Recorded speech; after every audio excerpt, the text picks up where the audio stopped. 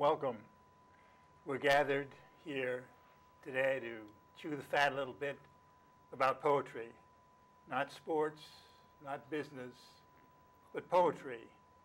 And I thought I would lead off the discussion with my two very distinguished colleagues by referring to a poem by W.H. Auden. That's Wystan Hugh Auden. He was born in 1908, and he died about 65 years later. And in an elegy that W.H. Auden wrote for W.B. Yeats in 1939, he really sort of chastised Yeats in a way. As the older guy, Auden was in all of his 30s, and Yeats was in his mid-70s. And despite a tremendous amount of respect, there was a little bit of edginess there too, because Yeats had, as far as Auden was concerned, used his poems and in sort of silly ways. He was attached to certain hokey ideas. So in the second part of this great elegy in memory of W.B. Yeats by Auden, we have these lines: "For poetry makes nothing happen. It survives in the valley of its making, where executives would never want to tamper. Flows on south from ranches of isolation and the busy griefs, raw towns that we believe and die in. It survives a way of happening, a mouth." Well, this was the slap in the face to Victorian poets who really believed that poetry could lead you to an idea or lead you to better your life, to have some instructive purpose, not just be a thing of beauty and a joy forever. And I'd like to, I obviously have a lot to say about this, but I'd like to get off the hot seat here and ask my distinguished colleagues whether how they feel about the idea that poetry makes nothing happen, which really makes it kind of irrelevant, it sounds like. Who wants to lead off? Debra, do you? Okay.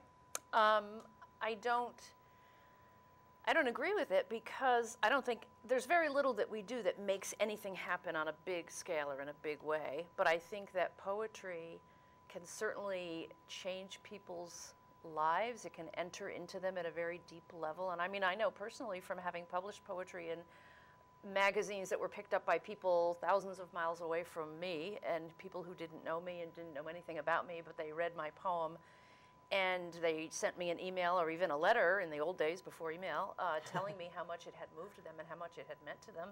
That's pretty significant, I think. And I've had that experience on the other end myself as a reader of poetry, where a line from a poem or an image in a poem or the entire poem just did something to me that was very profound, and it stayed with me and continues to stay with me. So I think that poetry can have a very powerful impact on people's lives, and it certainly makes something happen in that sense.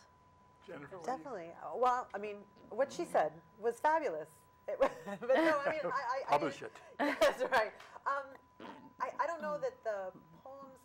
I guess it's on where poetry exists in our culture, and I've heard of this golden era of poetry in which newspapers would publish poems, and oftentimes there were poems that were written about current events. Whether it was the death of Auden or a poem about 9/11. Right. Poetry is the poets, I guess, are like the Greek chorus. We're observing and we're commenting, and so maybe the poetry isn't active, but something definitely happens. I mean, it's the reaction to it. Yeah. The response by the part of the reader or the listener. So it sounds like you, Jennifer, aren't discouraged by the lack of power or input to the realities that there are, that the powers that be, to make things happen in a broader way, like government or, well, almost any other area. You don't mope about that too much. No, I'm open about more that the struggle for me is to get poetry out into the community, and even if it's just this little community of Highland Park, Or, you know, I mean, we can fantasize and expand it, have it be the bigger global community, but get it out there, get the words out there is what's most important. And Debra, you're really happy if you have somebody in Peoria or Kansas City who writes to you and says that she read your poem or came upon your poem on the net somehow, and that's good enough. Let's say one or two, or you don't need this going viral that we seem to need to validate ourselves in an era of Facebook and Twitter. Huge numbers. I haven't gone viral. I'm not there yet, but you're on your way, baby. This is the program. I'm going to be viral pretty soon. I'm pre-viral. I'm a little too old. I have found it very gratifying, and I still do, to get those personal messages, and that means more to me than you know, having it on Facebook or having a bunch of people like it on Facebook or whatever. That's not very meaningful, I don't think. But to get somebody who's in Peoria or whatever other places you named, or New York City or wherever, to actually send me an actual letter in the mail saying, I read this poem published in such and such a place, and it reminded me of how I felt when my mother died or whatever, that's very, very important to me and very powerful, like I said before. So I don't feel a need to be out there on the stage of the big world. Yeah. But as Jennifer said, you know, I certainly want an audience. Yes. You know, I'm going to write no matter what, and I think that's how most Yeah. writers feel. You know, it's just something you have to do. I just heard an interview with Kay Ryan the other day. I was looking at something, and I read something that she had said that I loved, and she said that I won't get it just right, but she said something like that when she writes poetry, she goes to a place in her mind that she can't get in any other way. That's the only way she can get there, and it is the most wonderful place to be, and that's why she writes. And so I think we all write for reasons like that, that have to do with our own inner lives and language and the love we have for words. And that's sufficient, but we also want to be read, yes. Yeah, as for this relative isolation or lack of huge popularity, I remember talking with Mark Strand, who we lost just a month or so ago at age 80. And he was a dear friend of mine who made a lot of things happen in my poetic life back about 40 years ago. And I remember Mark saying that he was so glad that we didn't have huge audiences, because we could really write what we wanted and didn't have to worry about being censored or getting bumped from this job or that because of some ideology. Right. It bespoke a great freedom, and I feel that too. But sometimes I do feel, you know, kind of alone and in exile here in the Midwest too. I'm a New Yorker, as is Jennifer. You're actually a New Yorker. You're from Long Island, aren't you? No, Brooklyn. Brooklyn. Well, that's part of the island, actually. Geographically, it's not part of Manhattan, certainly. My dear, I think you know.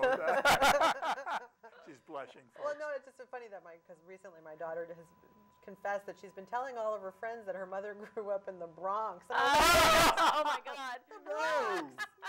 No! Yeah, good. But that's because she's a good Midwestern girl. She doesn't know anything about the 5 boroughs. When I lived in New York on 1290 Madison Avenue, we had people in the house. There was somebody who was working for the New Yorker magazine, Philip Hamburger, who was a very well-respected editor there for 40 years or so. And I remember Sean the editor of the New Yorker, coming into our building with a whole bunch of New Yorker writers. And I had the feeling, too, that my neighbors really, they knew when I got published in the New Yorker and the Nation and all those other magazines. They actually read them and they really cared about it. I don't get quite that. I haven't gotten quite that feeling here in the Midwest. But you know, I obviously, for me, words and the obsession of writing poetry is, as for you two, something I can't put down. I mean, I've been working on it now. My wife's away on a business trip in Ireland, and I've just been writing up a storm. That's why we had the blizzard the other day here, 20 inches. It had nothing to do with up there. It had to do with in here. And here. I created everything. Believe it, folks. So I mean, poetry's made so much happen. Poetry definitely has an impact. Yeah, and then we had to shovel out. I've been trying to shovel out of this stuff for the last 70 plus years. It's a lifetime task, and I love it. So what can you add to that? I mean, usually I know both of you can say something. Does it mean that you see? For me, it was, and for Debra too. It was our entire profession, our livelihood too. Yeah. You Right. have a different way of having a day job. Our day job was poetry. Right. Well, and that's wonderful. That's great. Oh, Right. boy, I I can't highly tell respect. you. Right. Highly respect that. I love it, and so For does me, Deb. poetry was an artistic detour because I originally studied. I actually, while I was an English literature major in college, I never took a poetry writing class at all in college or in grad school because my whole focus at that time was to become an actor. So I came to the Midwest because of the fabulous storefront theater scene. Wow. In Chicago? In Chicago, and never anticipating that I would, divert into poetry so completely. And for me, it was a creative detour. I wanted to have a family and settle down, and going to rehearsals and doing shows wasn't as conducive for having a family, and so. But your poems are so dramatic too. They're filled with these characters who are going through all sorts of wild and crazy situations, and it could be a sitcom or it could be serious drama. I find that all the time with you, the energy that compels propels your characters, Gretel included. What's the title again? Clever Gretel. Clever Gretel. I came up with the Gretel. title. Yes, She's very clever, and the poems are too. I mean, she's just one of the many characters in the poems of Dotson. Yeah. So. Well, I don't feel bad that I'm an amateur poet just trying to learn as I go. But this is where I get on my soapbox about. I encourage everybody to buy one book of poetry a year, if not more, because I mean, poetry publication it doesn't get the attention in. There are not a lot of reviews. Right. There, Johnny Carson. Johnny Carson. Whoever's on late night Jimmy TV. Fallon. Jimmy Fallon. They're not calling up the poets to come and speak. No. We don't have.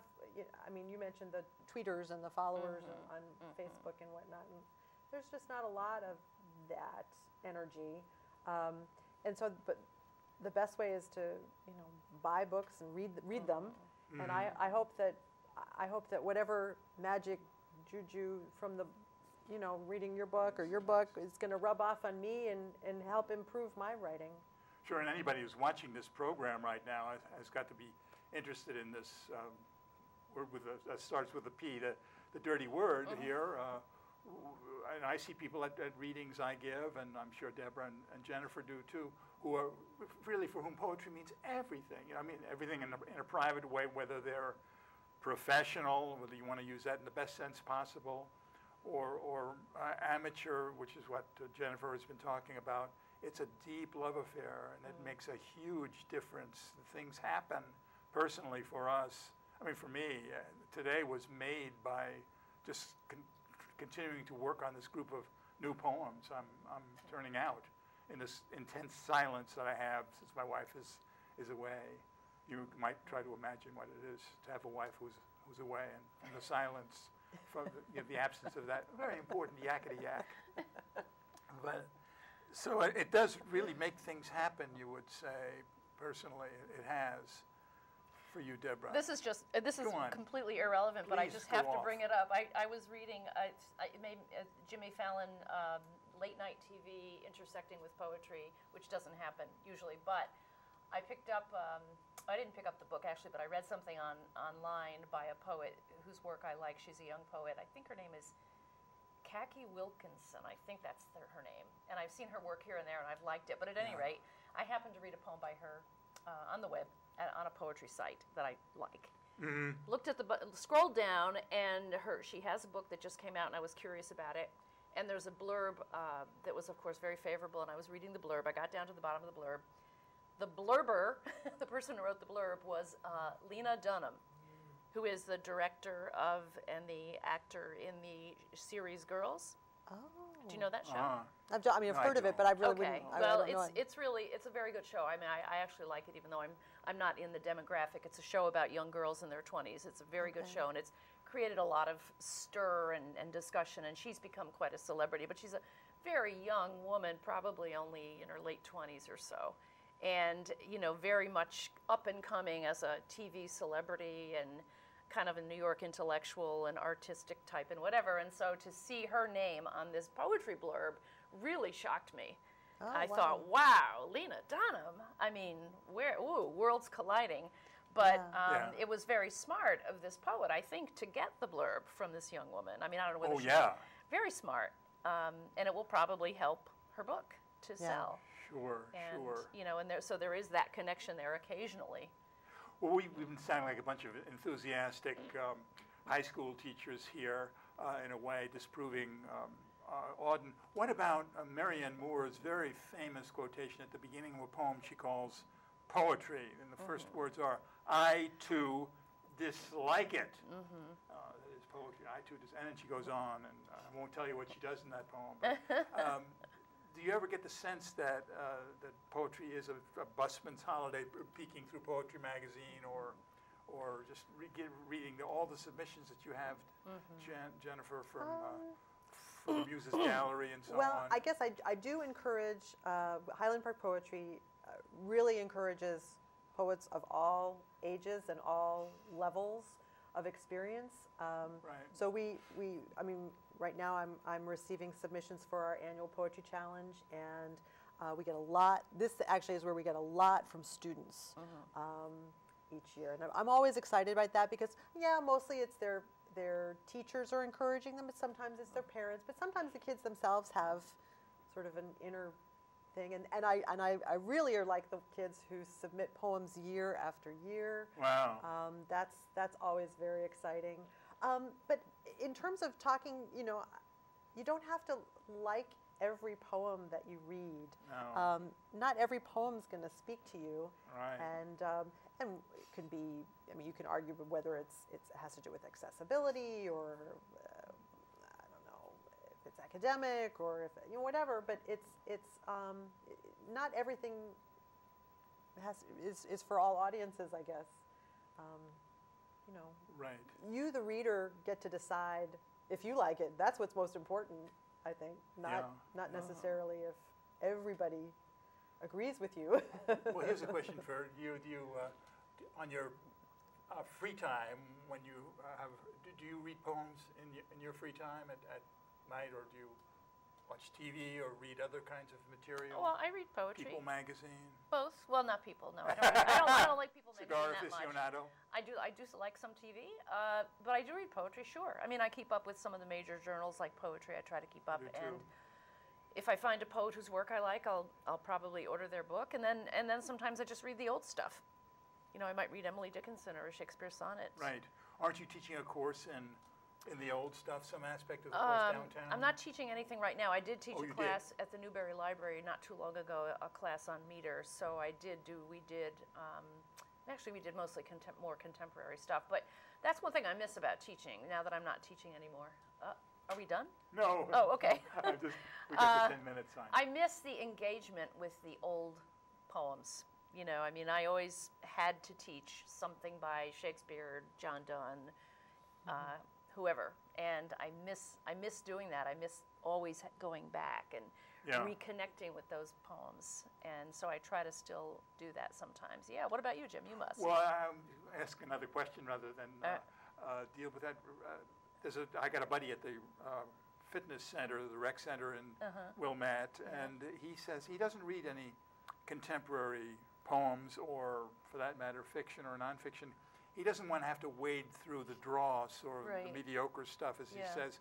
He wants to make sure that it's first rate. So he'll go back maybe, I don't know where. He begins with Auden maybe, or Frost, and doesn't venture into these. He's not going to read my poems. Is there somebody who writes? Well, he's no longer alive. I murdered him last. No. Good Lord, I shouldn't admit to that on TV, should I? I didn't. Careful. That's just a bad joke. He doesn't write. He just reads. Oh, okay. And he brings his books to the rec center, and while he's pushing weights or doing some exercise on a bike, he'll be reading all the time, whether it's Balzac or I don't know, biography of Beethoven. I don't know how people can do that. I don't Because your either. blood drains away from your brain, doesn't it? Yeah. I can't think when I'm exercising, but Yeah, he won't get into the rough and tumble of everyday current writing, right? well, there's something to be said for that. I mean, there's a lot of Yeah. stuff that isn't that good. Even if you order the book by the poet whose work you admire based on a few poems, you'll find that a lot of the poems in the book aren't that good. Right. That's true probably for all of us. We don't write that many good poems. We write a few good ones and then a lot that aren't so great. But if you go back, of course, it's all been winnowed and judged to be good, and most of it has lasted because it's good. So So there's something to be said for that. But do you have anything that Jennifer, that you could add to this august topic? I'm not sure what the topic is here. Well, I guess I do like to be I inclusive like it. on the website. So in the Muses Gallery, I publish. I usually send out a theme sometimes, or recently it's just been Poet's Choice, but sometimes we send out a theme. In fact, this Grandparents was one. This summer was great because we did a local amateur poet, Harold Rafeson. He said, "Why? I'm a food scientist by trade, and I always think we should do poems about science and technology." And I thought, that's fabulous. And in fact, I sent out this query to everybody on my distribution list saying, send us poems about science and technology. Poetry Magazine, Poetry Foundation, thought it was such a cool idea that they tweeted about it. Wow. And so then we got submissions from all over the world. We got submissions, science poems from all over the United States, plus Canada, plus New Zealand, even Oman, so places I couldn't even recognize the geography. But it was nice to get that kind of attention. But yeah, there's a real broad spectrum. I mean, some are not very good. That's why I usually ask poets if they can to send me a couple of poems. That way I get to at least choose. I try to publish at least one poem by everybody who submits. The science and technology was the first time where I got such a response that I finally had to say, I can't publish everybody. Wow. It was just too big and too much, and some poets missed the mark, shall we say? So by such a great margin that it wouldn't have been beneficial to them to be on the website. Well, I know you're also doing something on food, which takes up the second part of the local poets' interest. That's the newest poetry challenge. The three themes are food, an ethery, and then also Wonderland, in honor of the 150th anniversary of the publication of Alice in Wonderland. Wow. So when you say you publish them, where are you publishing? The Muses Gallery is just on our website, which is highlandparkpoetry.org.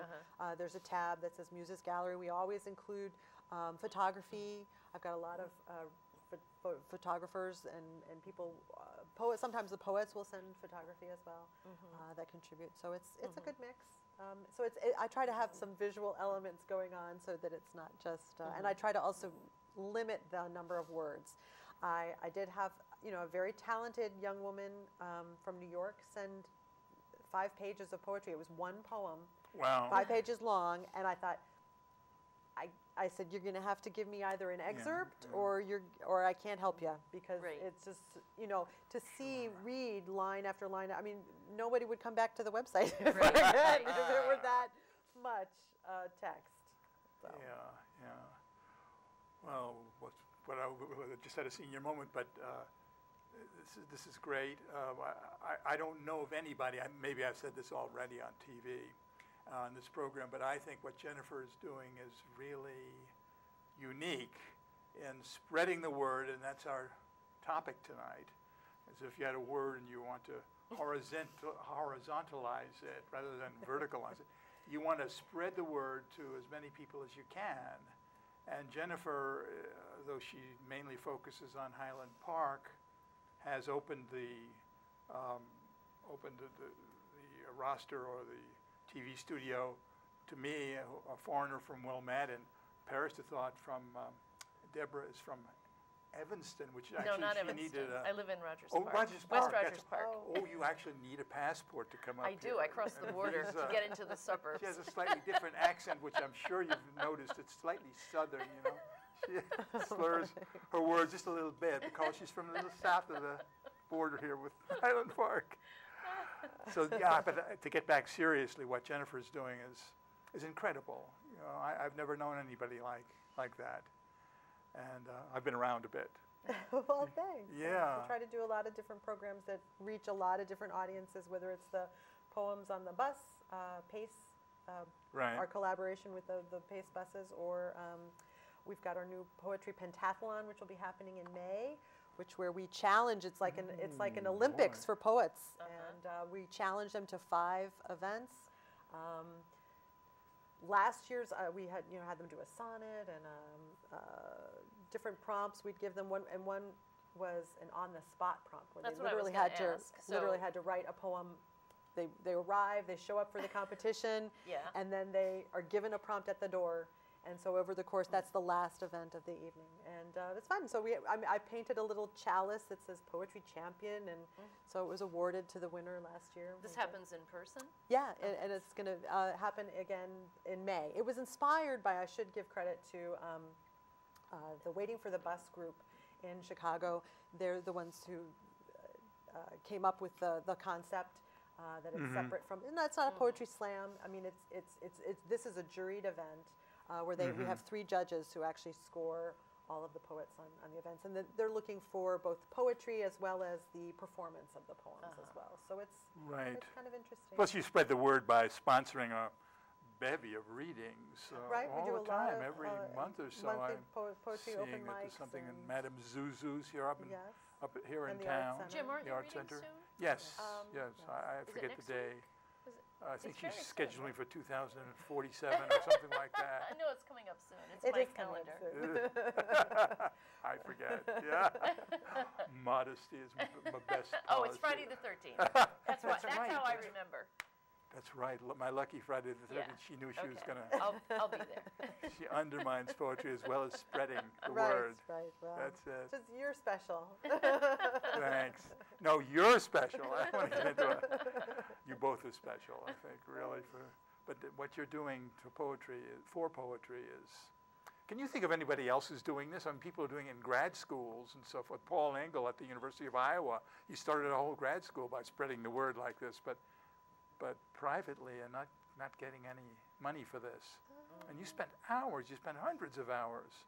Right now, I know you're billing us at $50,000 an hour, but Yes, I'm not doing this for the money. That's for sure. That's for sure.